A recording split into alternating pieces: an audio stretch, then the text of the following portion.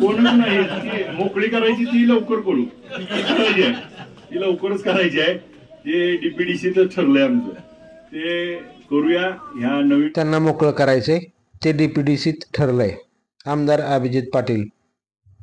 माढ्याचे आमदार अभिजित पाटील यांनी आज आरण येथे जिल्हास्तरीय निवड चाचणी धनुर्विद्या स्पर्धेला भेट देत धनुर्धारांचं कौतुक केलं. या प्रसंगी राज्याचे क्रीडा मंत्र्यांचे ओएसडी रणजित चांबळे देखील उपस्थित होते. कार्यक्रमाच्या सुरुवातीला छत्रपती शिवाजी महाराज व संत गाडगेबाबांच्या प्रतिमेचं पूजन करण्यात आलं.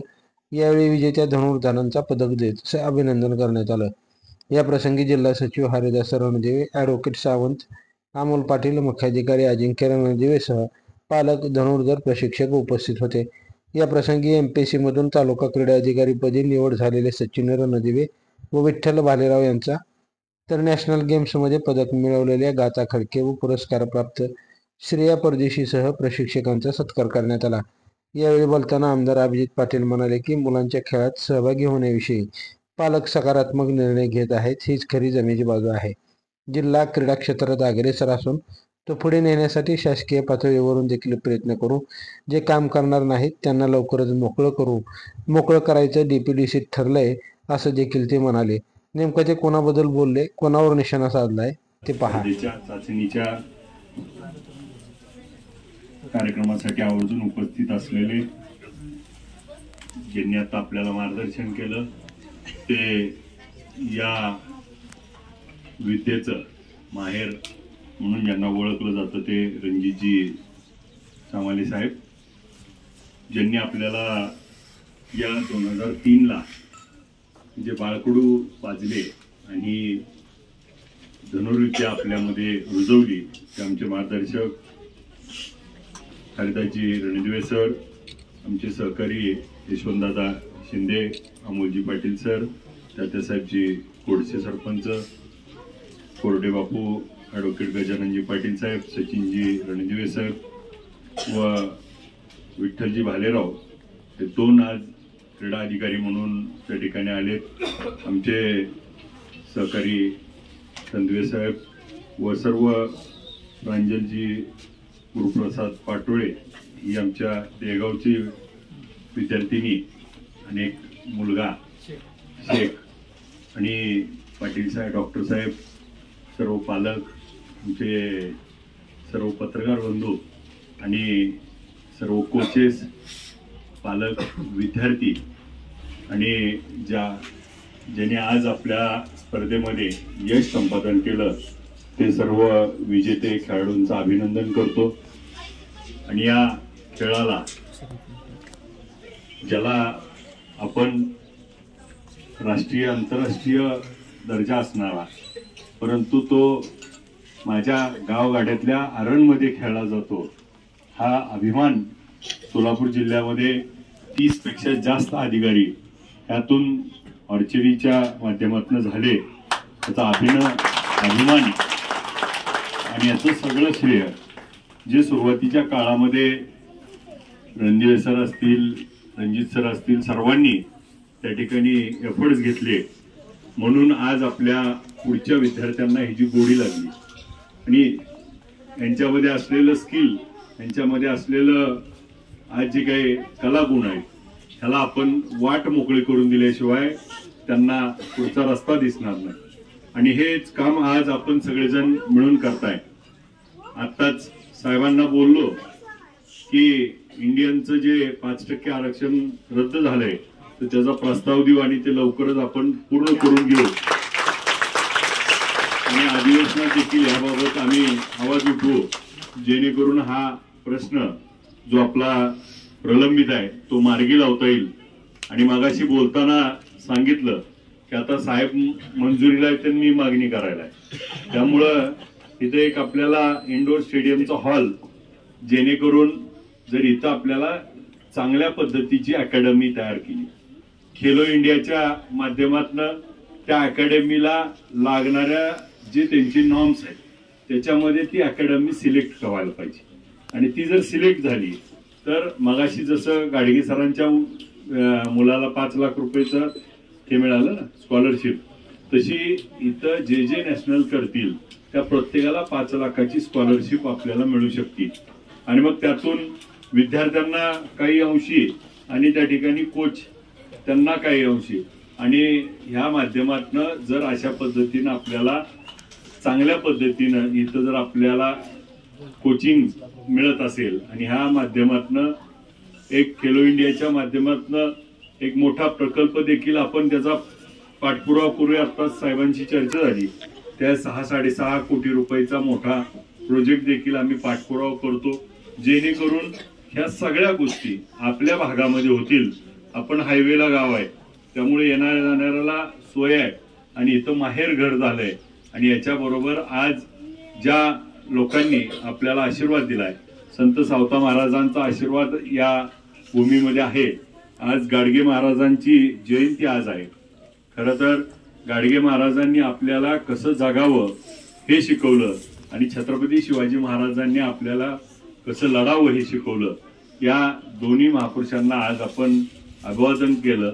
आज आपल्या अचूक ध्येय निश्चित करण्यासाठी मगाशी रणजित सरांनी तुम्हाला 3 गोष्टी सांगितल्या, आणि हे वय तुमचं आहे की तुम्हाला कोचची आणि तुम्हाला गायडन्सची गरज आहे. जे गायडन्स मिळेल त्याच्यावरच तुमचं भवितव्य अवलंबून आहे. मला पण रणदेवे सर असंच व्हायचं की मला कोणी विचारलं काय करायचं, मग मला बऱ्याचदा विचारायचे कुठला मतदारसंघ, मी म्हणायचं आमदार व्हायचं. मला परत विचारा एक पक्ष कुठला, मी म्हणायचं आमदार होणार. मी जोपर्यंत माझ्या देहाशी निश्चित होतो आणि बांधील होतो आणि मी त्याच दृष्टीनं काम केलं, म्हणून हे यश देखील त्या ठिकाणी मिळालं.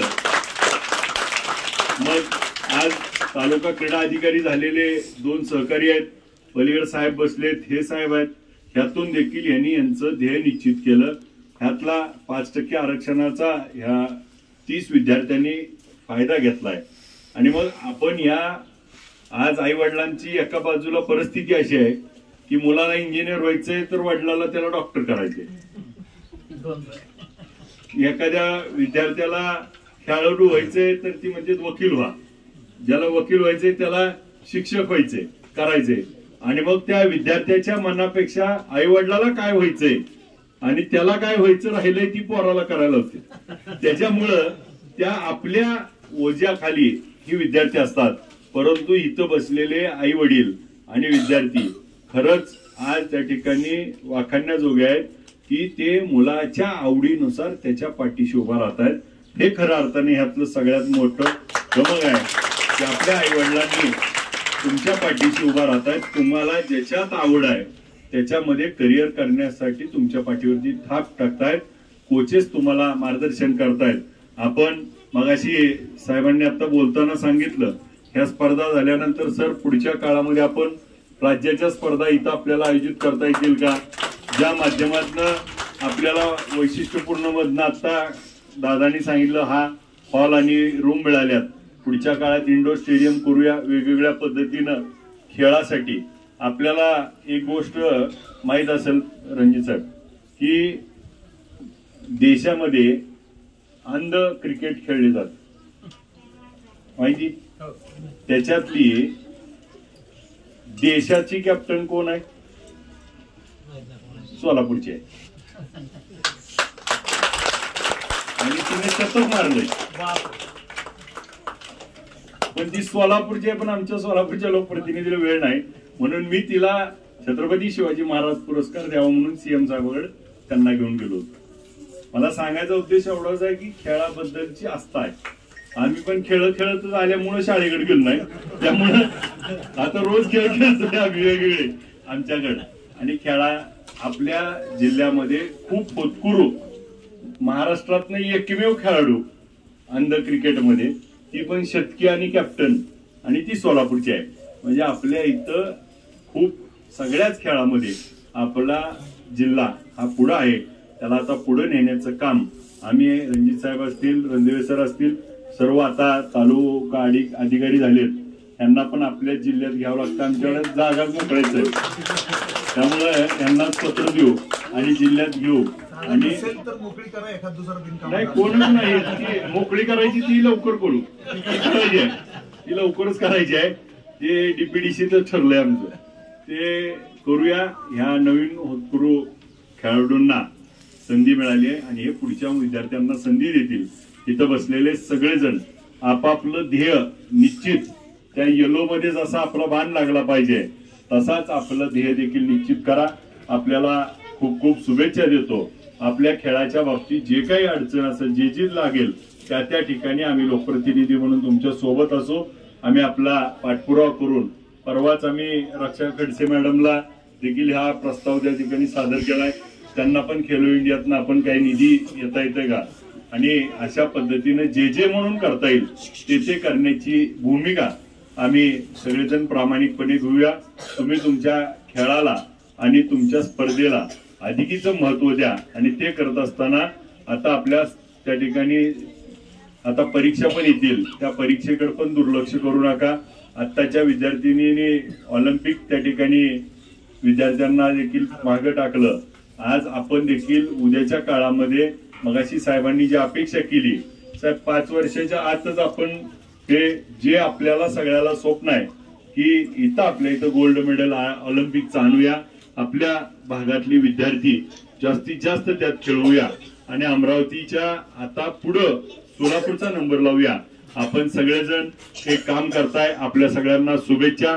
जे अडचण असेल काय असेल तर नक्की आमचे संपर्क साधा. आम्ही त्या ठिकाणी आपल्या पाठीशी आहे. जे आज विजेते झालेत त्यांचं खूप खूप अभिनंदन आणि ज्यांना त्या ठिकाणी आज विजेते होता आलं नाही त्यांनी आता पुढच्या तयारीला लागा आणि पुढच्या वेळेस देखील आम्हीच बक्षीस द्यायला येऊ आणि तुम्हाला बक्षीस देऊ. आपण आजपासून पुढच्या परीक्षेची तयारी करा. आपल्याला शुभेच्छा देतो. मला या कार्यक्रमाला बोलवलं, माझा मान सन्मान केला, आपल्यामध्ये सामील होण्याची संधी दिली त्याबद्दल आभार व्यक्त करून थांबतो. जय हिंद जय भारत. ताज्या घडामोडी जाणून घेण्यासाठी लाईव्ह महाराष्ट्र धोरण न्यूजच्या यूट्यूब चॅनलला सबस्क्राईब करा तसेच बेल आयकॉनला प्रेस करा.